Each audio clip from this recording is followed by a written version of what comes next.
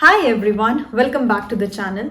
आज है company accounts का लेक्चर नंबर 3। अभी तक हम लोग ये देख चुके हैं कि कंपनी फॉर्म ऑफ बिजनेस क्या होता है और जब हम लोग शेयर्स इशू करते हैं तो उसकी मेजर 8 जर्नल एंट्रीज क्या होती हैं related to application, allotment, first call and final call. आज हम एक और इम्पॉर्टेंट एस्पेक्ट डिस्कस करेंगे, that is calls in arrears and calls in advance. इसे समझने के लिए हम एक प्रैक्टिकल क्वेश्चन लेंगे और उसे सॉल्व करते करते हमें पूरा कंसेप्ट जो है कॉल्स इन अरियर्स का और कॉल्स इन एडवांस का अच्छे से समझ में आ जाएगा। क्वेश्चन आपके स्क्रीन पर दिखेगा।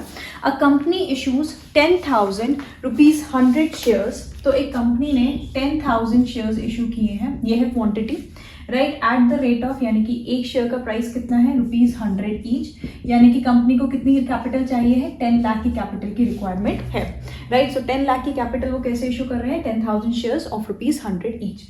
अब इसे वो किस तरीके से कर रहे हैं, 20 रुपीज एप्लीकेशन पर, राइट, उसके बाद है 30 रुपीज अलॉटमेंट पर, 30 रुपीज फर्स्ट कॉल पर और 20 रुपीज फाइनल कॉल पर। ये हमें गिवन है, ओके।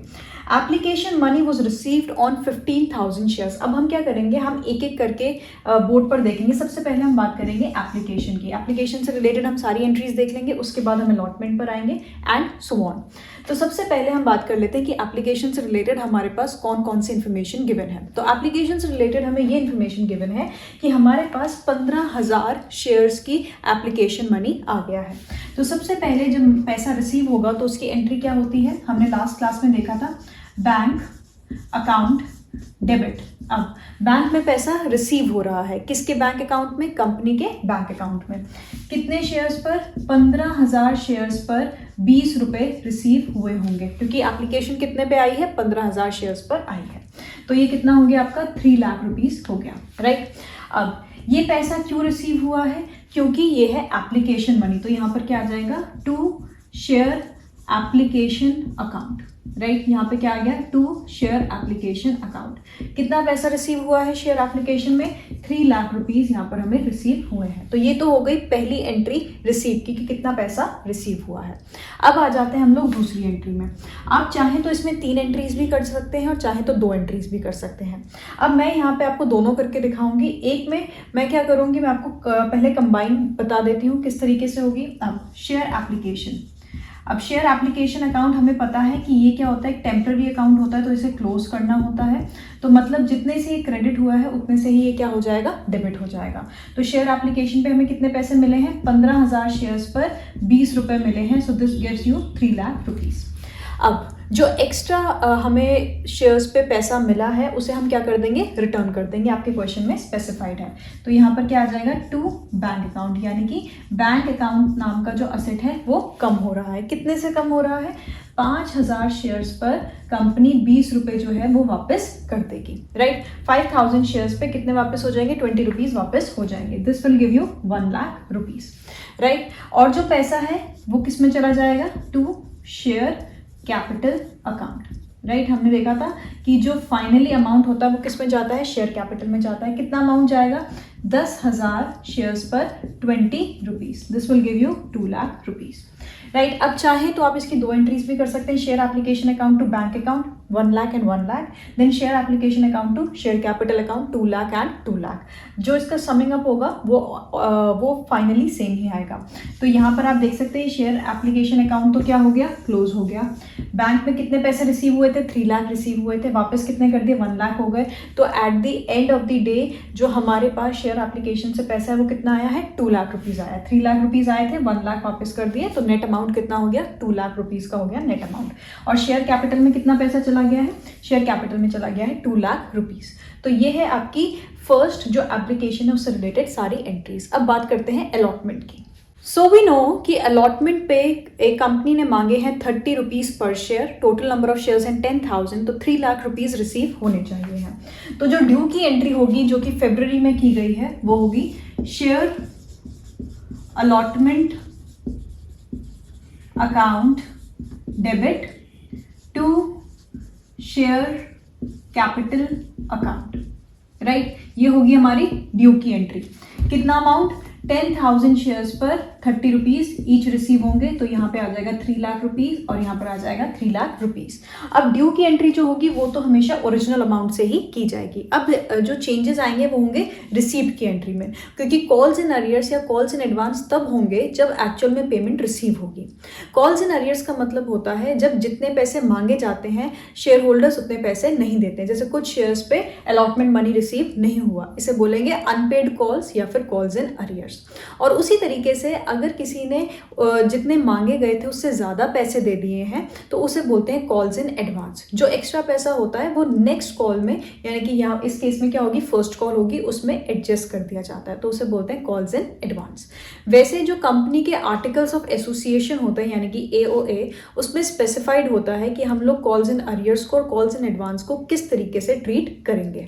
लेकिन अगर स्पेसिफाइड नहीं होता है और अगर कंपनी कहती है कि कॉल्स इन अरियर्स होंगे तो हम इंटरेस्ट चार्ज करेंगे और कॉल्स इन एडवांस पे हम लोग इंटरेस्ट देंगे, तो ऐसे केस में जो प्रिस्क्राइब रेट है वो है 10% and 12% according to your companies act table F, right. लेकिन अगर आपके क्वेश्चन में इंटरेस्ट स्पेसिफाइड नहीं है कि आपको इंटरेस्ट चार्ज करना है या आपको इंटरेस्ट मिलेगा कॉल्स इन अरियर्स और कॉल्स इन एडवांस पर, तो आपको वहां पर इंटरेस्ट को कंसिडर करने की जरूरत नहीं है, आप उसे स्किप कर देंगे, राइट। इंटरेस्ट आप लोग तभी कंसिडर करेंगे जब क्वेश्चन में स्पेसिफाइड होगा, राइट, वरना आप नहीं करेंगे।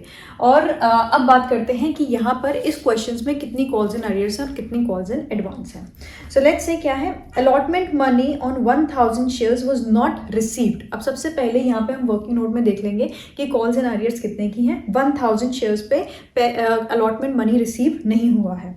A share holder with 2000 shares paid first call money with allotment money, और एक शेयर होल्डर जिसके पास 2000 शेयर्स थे कंपनी के, उसने नेक्स्ट कॉल का पैसा भी इसी के साथ भिजवा दिया है। तो पहले कैलकुलेट कर लेते हैं कि कॉल्स इन अरियर्स कितनी है, कॉल्स इन एडवांस कितनी है। तो मैं यहाँ पर लिख रही हूँ अरियर्स, राइट। पहले अरियर्स का अमाउंट देख लेते हैं। 1000 शेयर्स पर एक शेयर होल्डर जिसके पास 1000 शेयर्स थे उस पर उसने 30 रुपीज़ पे नहीं किए हैं, तो जाहिर सी बात है कितना आ जाएगा अमाउंट, 30,000 रुपीज़ कितनी है कॉल्स इन अरियर्स। यानी कि जो हमें 3 लाख रुपए चाहिए थे, हमें सिर्फ कितने रिसीव हो रहे होंगे, 2,70,000 रुपये इस पे अलॉटमेंट पे रिसीव हो रहे होंगे, क्योंकि एक शेयर होल्डर ने 30,000 रुपये नहीं दिए हैं। उसके बाद बात कर लेते हैं एडवांस की, राइट। किसकी बात कर लेते हैं, एडवांस की, कि कितना पैसा एक्स्ट्रा मिल गया है। तो एक शेयर होल्डर जिसके पास 2000 शेयर्स थे उसने नेक्स्ट कॉल, अब आपको याद होगा नेक्स्ट कॉल भी कितने की थी, 30 रुपीज़ की थी, वो ज़्यादा पे कर दिए, तो मतलब 60,000 रुपीज़ हमें क्या रिसीव हुए होंगे, एक्स्ट्रा रिसीव हुए होंगे। अब देख लेते हैं कि इसकी एंट्री किस तरीके से होगी। ये है आपकी कॉल्स इन एडवांस, ये है calls in arrears. Calls in arrears की वजह से क्या होता है, हमें कम पैसा मिलता है, और कॉल्स इन एडवांस जो होता है उसमें हमें पैसा जल्दी मिल गया है। तो ये कंपनी के लिए क्या होती है, करेंट लायबिलिटी होती है। कंपनी की जो बैलेंस शीट बनेगी उसमें एडवांसेस को, कॉल्स इन एडवांस को कहाँ दिखाया जाएगा, लायबिलिटी में दिखाया जाएगा। लायबिलिटी में किस हेड के अंडर दिखाया जाएगा, करेंट लायबिलिटी के अंडर दिखाया जाएगा, राइट। ये दिखाया जाएगा इसे करेंट लायबिलिटी के अंडर। और जो कॉल्स इन अरियर्स होती हैं बेटा, जहाँ पे आपका कैपिटल वाला कंपोनेंट आएगा वहाँ पे जब हम शेयर कैपिटल मेंशन करेंगे तो उसमें से अरियर्स हम लोग माइनस करके दिखा देंगे कि भाई मिलने तो चाहिए थे हमें टोटल 15 लाख रुपए। यहाँ पर मैं एक एग्जांपल के तौर पे ले रही हूँ कि 15 लाख रुपए मिलने चाहिए थे, लेकिन अरियर्स है 1 लाख रुपए की, तो उसे क्या कर देंगे माइनस करके, तो हमारे पास शेयर कैपिटल में कितने पैसे आ रखे हैं, 14 लाख रुपीस आ रखे हैं। अभी ये वाला एग्जांपल हमें नहीं लेना है, पहले हम यहाँ पर आकर देख लेते हैं कि क्या क्या होगा। अब एंट्री सबसे पहले क्या होगी, बैंक, क्योंकि हमें पैसा क्या हो रहा है, रिसीव हो रहा है। सो बैंक अकाउंट डेबिट, ठीक है, बैंक अकाउंट डेबिट। अब सबसे पहले मुझे बताइए कि आपको कितना पैसा रिसीव होगा, कितना पैसा रिसीव होगा, मिलना कितना चाहिए था हमें, 3 लाख रुपीज़ मिलने चाहिए थे, राइट। मिले कितने हमें, 3 लाख में से 30,000 माइनस कर देंगे, लेकिन 60,000 रुपीज़ हमें एक्स्ट्रा भी तो मिले हैं। तो बेटा आप इसकी वर्किंग कैसे करते हैं, जितना अमाउंट आपको मिलना चाहिए था, कितना अमाउंट मिलना चाहिए था, 3 लाख रुपीज़ आपको मिलना चाहिए था, right, minus calls in arrears कितनी है, 30,000 की, तो यहाँ से 30,000 हम क्या कर देंगे, माइनस कर देंगे, प्लस क्या कर देंगे, कॉल्स इन एडवांस, जितना पैसा हमें एक्स्ट्रा मिला है, राइट। तो मतलब हमें नेट अमाउंट कितना मिल गया है, 3,30,000। हमें कितना अमाउंट मिला है, 3,30,000 रिसीव हुए हैं बैंक में। I am repeating it again, 3 lakh rupees हमें मिलना चाहिए था। कॉल्स एंड अरियर्स कितने की हैं? 30,000 की, तो वो माइनस हो जाएंगी। That will give us 2,70,000। उसके बाद 60,000 हम वापस ऐड कर देंगे तो कितना आ गया? 3,30,000 हमें रिसीव हुए हैं। आप इसमें ये भी कर सकते हैं, दूसरा तरीका इसमें क्या है कि आप कह सकते हैं कि टोटल नंबर ऑफ शेयर्स कितने थे? 10,000 थे। 10,000 पे हमें कितना रिसीव होना चाहिए था? 30 रुपीज़ रिसीव होना चाहिए था, लेकिन 1,000 शेयर्स पे हमें पैसे रिसीव नहीं हुए हैं। तो मतलब 9,000 शेयर्स पर कितना पैसा रिसीव हुआ है? 30 रुपीज़ रिसीव हुए हैं, राइट, इस कॉल के लिए। प्लस एडवांसेस कितने रिसीव हुए हैं? 2,000 शेयर्स पर 30 रुपये रिसीव हुए हैं। तो यहाँ पर कितना आ जाएगा? 2,70,000 और यहाँ पे कितना आ जाएगा? अगेन आपका 60,000, राइट। तो आप इस तरीके से भी कर सकते हैं, दोनों तरीके ही सही है। मैंने यहाँ पर क्या किया है? जितना अमाउंट रिसीव होना था कॉल्स एंड अरियर्स माइनस कर दिया, कॉल्स एंड एडवांस को क्या कर दिया है? ऐड कर दिया है। अब कॉल्स एंड अरियर्स क्या होंगे हमारे लिए? ऑब्वियसली बात है, हम उसे क्या करेंगे? डेबिट करेंगे। तो यहाँ पर क्या आ जाएगा? Calls in arrears account debit. कितनी है calls and arrears? Calls and arrears है हमारी 30,000 की। 1,000 शेयर पे 30 रुपये हमें रिसीव नहीं हुए हैं, तो यहाँ पर आ जाएगा आपका 30,000, राइट। यहाँ पर आ गया आपका 30,000। उसके बाद 2 कॉल्स इन एडवांस। अब हमें अच्छे से पता है कॉल्स इन एडवांस हमारे लिए क्या है? लायबिलिटी है। कौन सी लायबिलिटी है? करंट लायबिलिटी है। लायबिलिटी जब भी इंक्रीज होती है हम उसे क्या करते हैं? क्रेडिट करते हैं। कितने की लायबिलिटी जनरेट हुई है? 60,000 की, तो यहाँ पर आ गया ये 60,000। 2 share allotment account, right. Share allotment account तो हमें बंद करना है, तो जितने से हमने उसे डेबिट किया था उतने से हम क्या करेंगे? क्रेडिट भी करेंगे। तो यहाँ पर कितना आ जाएगा? 3 लाख रुपीज़, राइट। अब देखो यहाँ पे टोटल डेबिट कितना हो रहा है? 3,30,000 plus 30,000 which will give you 3,60,000। Credit कितना हो रहा है? 3 लाख प्लस 60,000 इज 3,60,000। तो ये हो गई हमारी सेकेंड एंट्री। इसमें कॉल्स इन अरियर्स भी आ गया, कॉल्स इन एडवांस भी आ गया। बैंक अकाउंट जितना पैसा रिसीव हुआ है, जो ओरिजिनल अमाउंट रिसीव हुआ है वो आएगा बैंक में। जितना कॉल्स इन अरियर्स का पैसा है वो आएगा यहाँ पर, जितना कॉल्स इन एडवांस का पैसा है वो आएगा यहाँ पर, और शेयर अलॉटमेंट में सेम अमाउंट आएगा, जितने से हमने उसे डेबिट किया है उतने से ही हम उसे क्रेडिट करेंगे, क्योंकि हमें उस अकाउंट को क्लोज करना है, वो आगे नहीं लेके जाते हैं हम लोग, राइट। ये मैं एक बार फिर से बता देती हूँ कि मैंने किस तरीके से कैलकुलेट किया था। हमें कितना रिसीव होना चाहिए था? 10,000 शेयर पे 30 रुपये रिसीव होने चाहिए थे, लेकिन 1,000 शेयर पे नहीं मिले, मतलब 9,000 शेयर पे मिले हैं 30 रुपये, प्लस 2,000 शेयर्स पे हमें 30 रुपये एक्स्ट्रा मिल गए हैं। तो एक तो तरीका ये है, या फिर आपको टोटल रिसीव होना चाहिए था 3 लाख रुपीज़, माइनस कर दो कॉल्स एंड अरियर्स कितनी थी? 30,000 की, ऐड कर दो कॉल्स इन एडवांस कितनी हो गई? 60,000। तो इस तरीके से आप बैंक में जो अमाउंट आएगा वो कैलकुलेट कर सकते हैं। दोनों ही तरीके सही हैं, दोनों ही तरीके लॉजिकल हैं, राइट। तो ये तो हो गया आपकी सेकेंड एंट्री किसकी? अलॉटमेंट की। अब आ जाते हैं फर्स्ट कॉल पर। First call money was received on 1st April. Calls and arrears on 500 shares were received and interest was charged at a rate of 10% per annum. Interest on calls in advance was paid at a rate of 10% per annum. तो बिल्कुल 1 महीने बाद जब हमारी allotment हुई थी उसके just 1 महीने बाद कौन सा पैसा रिसीव हुआ? फर्स्ट कॉल का पैसा रिसीव हुआ, और हमें ये बताया गया है कि उसमें जो 500 शेयर्स थे उस पर हमें जो कॉल्स एंड अरियर्स थी वो भी रिसीव हो गई है। तो इसकी एंट्री देख लेते हैं। सबसे पहले जो ड्यू की एंट्री होगी वो तो ओरिजिनल अमाउंट से होगी, तो वो देख लेते हैं। तो सबसे पहले यहाँ पर आ जाएगा share first call account debit, right. कितने पैसे रिसीव होने थे? 10,000 शेयर्स पर 30 रुपीज़ रिसीव होने थे, तो यहाँ पे आना था 3 lakh rupees. 2 share capital account, 2 share capital account कितने रिसीव होने थे? 3 लाख रुपीज़। ये तो हो गई ड्यू की एंट्री। अब बात कर लेते हैं कि कितने हमें रिसीव हुए हैं, राइट। अब हम जो कॉल्स एंड अरियर्स रिसीव हुए हैं उसके लिए अलग एंट्री करेंगे। अभी हम देख लेते हैं कि शेयर फर्स्ट कॉल पे हमें कितना पैसा रिसीव हुआ है। मैं हमेशा सजेस्ट करूंगी कि कॉल्स एंड अरियर्स पे जो आपको पैसा मिलता है उसके लिए एक अलग एंट्री करिए, ताकि आपको कोई भी डाउट ना हो, आपका अमाउंट जो है वो हमेशा सही आए।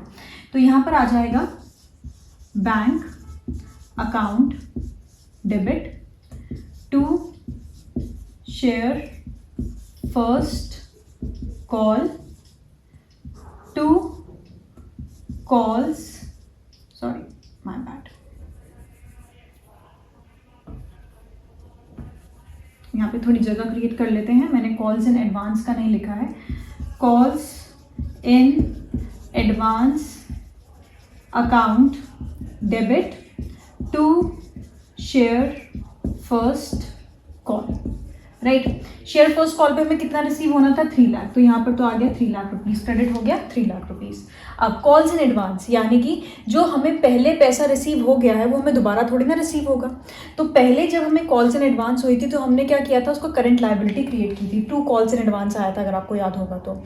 अब जब उसको हम लोग रिसीव कर रहे हैं तो अब वो कॉल्स इन एडवांस नहीं रही है, यानी कि कॉल्स इन एडवांस की करंट लायबिलिटी जो है वो खत्म हो रही है। तो जब लायबिलिटी खत्म होती है तो हम उसे क्या करते हैं, कम होती है तो हम उसे क्या करते हैं, डेबिट करते हैं। कितने की लायबिलिटी थी हमारे ऊपर, हमें 2000 शेयर्स पर 30 रुपये पहले ही रिसीव हो गए थे, तो 60,000 की हमारी क्या थी, कॉल्स इन एडवांस थी। अब वो कॉल्स इन एडवांस नहीं रही तो यहाँ पे कितना आ जाएगा, 60 के। अब जिसने पहले पैसे दे दिए थे वो दोबारा तो पैसे देगा नहीं, तो मतलब हमें 8000 शेयर्स पे 30 रुपये रिसीव होंगे, यानी कि कितने रिसीव होंगे, 2,40,000 रुपीज़ हमें रिसीव होंगे। यहाँ पर आ जाएगा 60,000 और यहाँ पर आ जाएगा 3 लाख। तो डेबिट कितना हो गया, 2,40,000, 60,000 और क्रेडिट कितना हो गया, 3 लाख रुपीज़। कैसे हुआ ये, अब जो पहले पे कर चुका था वो और पैसा नहीं देगा, जायज़ सी बात है। तो 10,000 में से 2,000 शेयर्स पे पहले ही पैसे आ गए थे, तो 8,000 शेयर्स पे 30 रुपये रिसीव होंगे, कितना आ गया, 2,40,000 रुपये। उसके बाद कॉल्स इन एडवांस, जो करंट लायबिलिटी थी अब वो करंट लायबिलिटी खत्म हो रही है क्योंकि आज वो एक्चुअल में अमाउंट रिसीव होना था, तो यहाँ पे कितना आ गया, 2,000 × 30 दैट इज 60,000 और शेयर फर्स्ट कॉल कितना आ गया, 3 लाख रुपीज़, राइट। तो इस तरीके से हमारी फर्स्ट कॉल की एंट्री हो गई है। अब बात कर लेते हैं जो कॉल्स इन अरियर्स रिसीव हुए हैं हमें, और जो इंटरेस्ट पे करना है हमें कॉल्स इन एडवांस पर और कॉल्स इन अरियर्स पे जो हमें इंटरेस्ट मिलेगा, राइट। तो सबसे पहले इंटरेस्ट कैलकुलेट कर लेते हैं अरियर्स पर। अरियर्स पर जो हमारा इंटरेस्ट आया है उसे कैलकुलेट कर लेते हैं, ठीक है। अब हमें गिवन है कि 500 शेयर्स पे हमें क्या हो गया है, कॉल्स एंड अरियर्स जो थी वो रिसीव हो गई हैं। तो 500 शेयर्स पे हमें 30 रुपीज़ रिसीव हो गए हैं, तो ये अमाउंट कितना हो गया, 15,000 रुपीज़ हो गया अमाउंट, राइट। 15,000 रुपीज़ पर हमें 10% पर एनम के हिसाब से रिसीव होगा, राइट। अरियर्स है तो यहाँ पे हमें इंटरेस्ट रिसीव होगा, कितने महीने के लिए, 1 महीने के लिए, तो ये आ गया यहाँ पर। अब जब हम इसे रिड्यूस करेंगे तो हमारे पास आ जाएगा ये ₹125, तो हमें कितना इंटरेस्ट रिसीव होगा कॉल्स एंड अरियर्स पर, 125 रुपीज़ हमें रिसीव होगा। अब बात कर लेते हैं एडवांस पर जो हमें इंटरेस्ट पे करना है, INT मतलब इंटरेस्ट, राइट। कितने थे, हमें 2000 शेयर्स पर यानी कि 60,000 रुपीज़ पर हमें 10% पर एनम के हिसाब से देना था, कितने महीने के लिए, 1 महीने के लिए। तो जब हम इसे रिड्यूस करेंगे तो यहाँ पर आ जाएगा ये ₹500। तो हमें कॉल्स इन एडवांस पे कितना इंटरेस्ट देना है, 500 रुपये का हमें क्या देना है, इंटरेस्ट देना है। तो पहले अगर इसकी एंट्री की बात करूँ, हमें क्या करना है, पे करना है। तो ऑब्वियस सी बात है, जब हम पे करना है हमारे लिए एक्सपेंस होगा, तो हम क्या करेंगे, interest on calls in advance account debit, right. Interest on calls in advance account debit to bank account, ठीक है, क्योंकि हम पैसा पे करेंगे। कितना पैसा पे कर रहे हैं, 500 रुपीज़ पे कर रहे हैं।